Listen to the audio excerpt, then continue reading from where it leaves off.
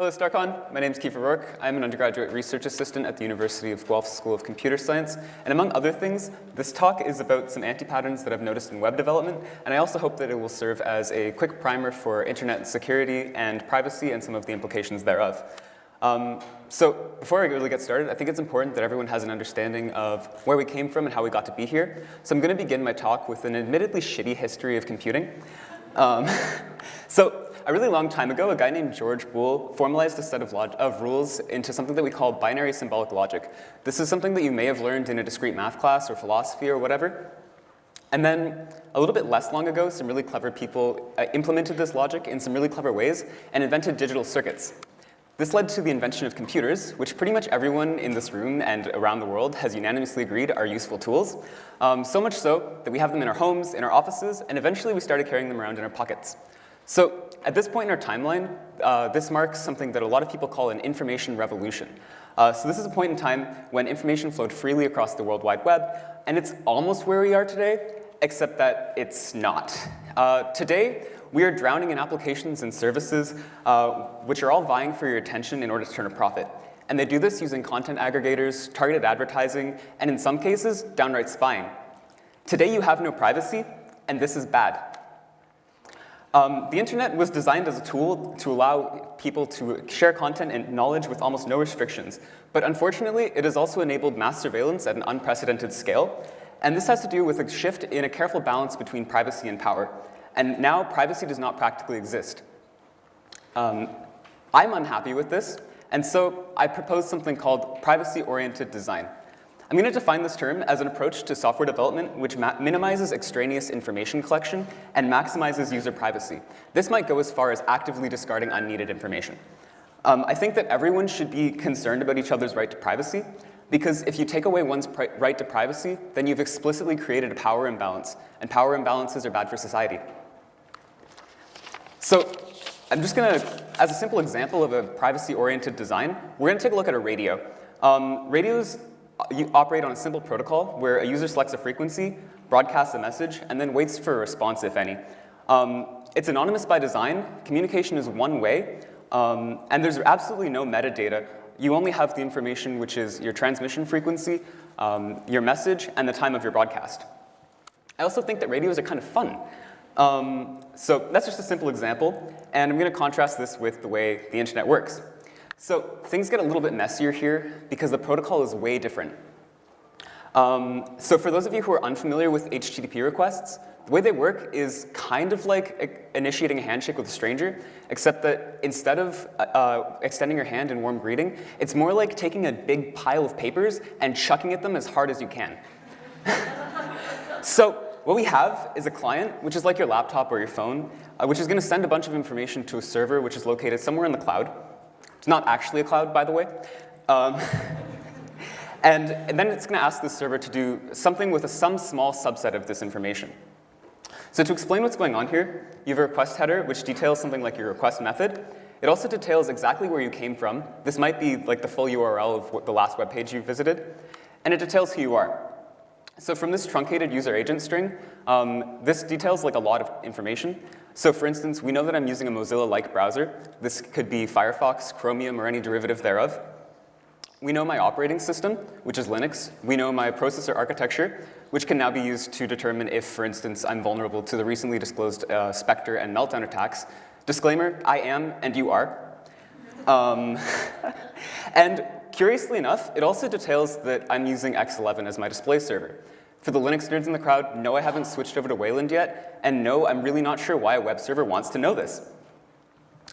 And that's really not even half of an HTTP header. And there's a whole mess of other information which can be queried easily by a server through a web application, or is made available elsewhere, like otherwise. This data might include a list of browser add-ons that you've installed, unique browser hashes, details about your display, etc. And if you're really interested about the more details about this information, I would encourage you to take a look at the Electronic Frontier Foundation's Panopticlick tool, which has tons of information here. And when I ran a simple test with a fresh Chromium installation, I found that I was uniquely identifiable out of well over 1 million already tested browsers. And that's kind of a scary thought to me. But it's not all bad, because HTTP lets you do a lot more with communications than a radio does. It's just not inherently private, or it doesn't yield privacy. You can have private and secure communications, but in order to initiate this communication, you have to give them a copy of your fingerprints, your home address, and your passport to every server that you connect to.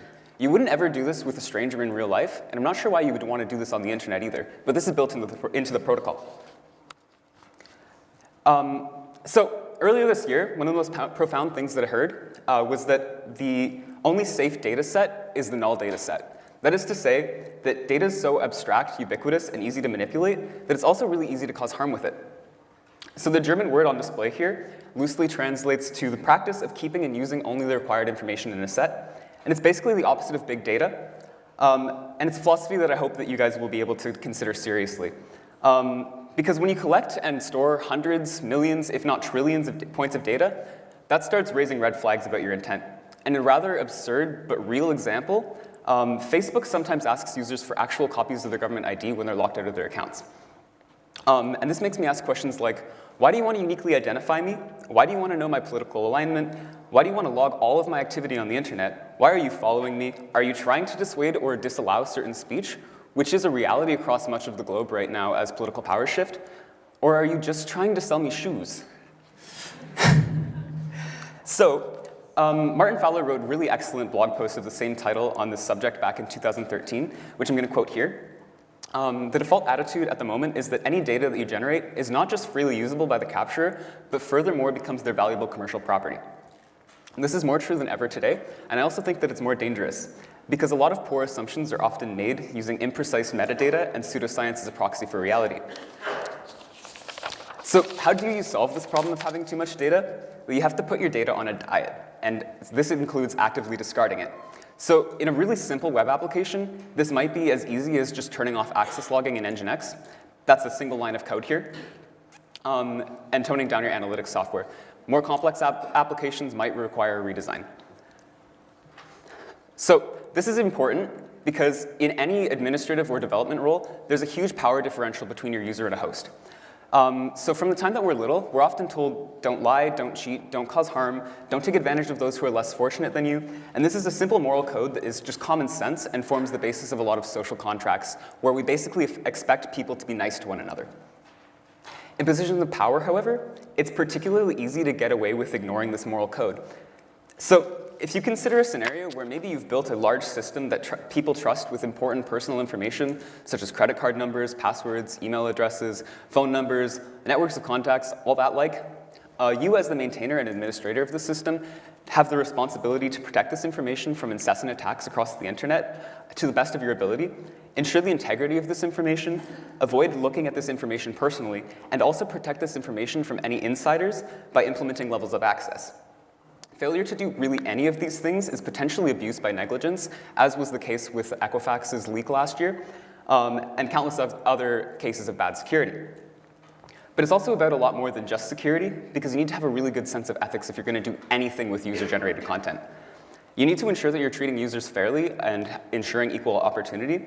You need to ensure that there are fair moderation systems in place and that there's no potential for abuse through this moderation. And you also need to ensure that minority voices are not squashed by accident. So, reality check. You're going to do web development. The internet is scary, and you shouldn't do it alone. Everyone screws up. This includes Facebook. So, in 2014, Facebook introduced a new feature called Your Year in Review. This was a system that highlighted posts using engagement as a proxy for content filtering. And on the right, a Facebook user was reminded that their apartment was brutally destroyed in a fire. There were worse examples. This is rather tame. People were shown painful memories in a really cheery and inappropriate context, and that was really upsetting to a lot of people. Facebook had to publicly apologize profusely. At this point in time, Facebook may have partially solved their context problem by introducing reactions recently, but I'm of the opinion that the entirety of the human experience cannot be summed up into 6 emojis. So, lesson from this: please don't presume that everyone has the same worldview and experiences, because the human experience is dynamic, and problems like this one are ignorant at best. But not everything on the internet that's bad is ignorant. Some of it is deliberately abusive. And there are a lot of anti-patterns that I've noticed in web development over the past few years.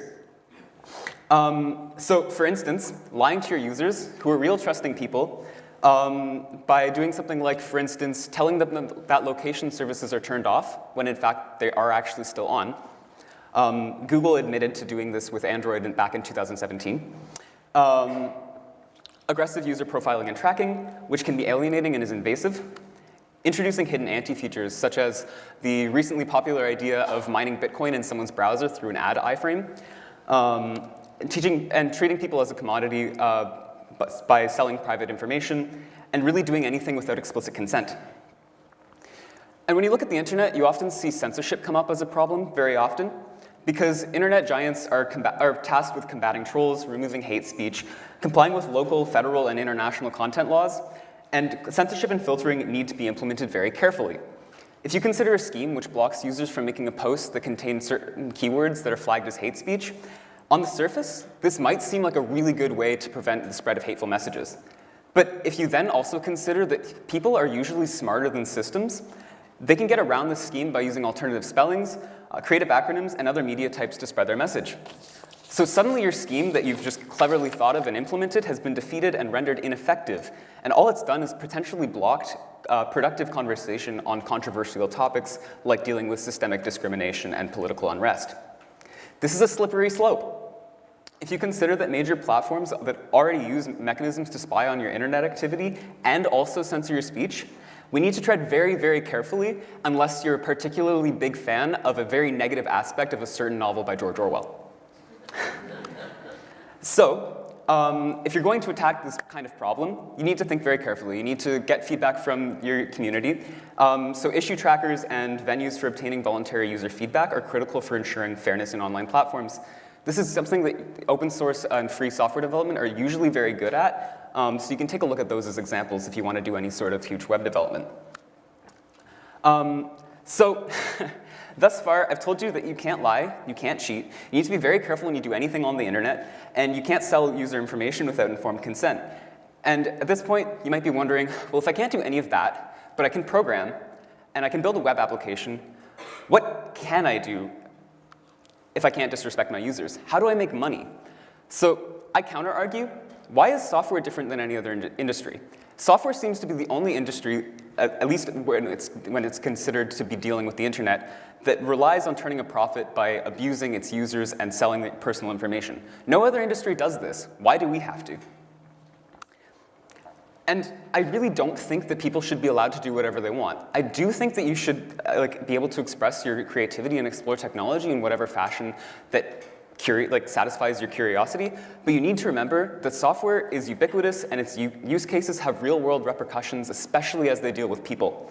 So hack, build, and exploit, do whatever you want to do and feel that you need to do on the web. Just don't abuse your findings, because we're all trying to make the world a better place here.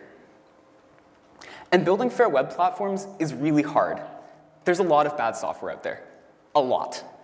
But I don't believe in bad people, and I don't believe in bad developers. I just think that there are bad decisions that can be easily made by making assumptions or just trying to do sketchy things.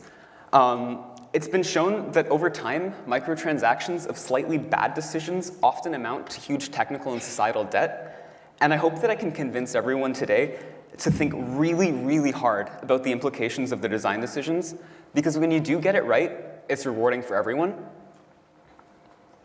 Yeah, and so I think that I'm pretty much out of time here and we're not taking questions. So if anyone wants to talk to me about this stuff afterwards, I'll be available at the end conference.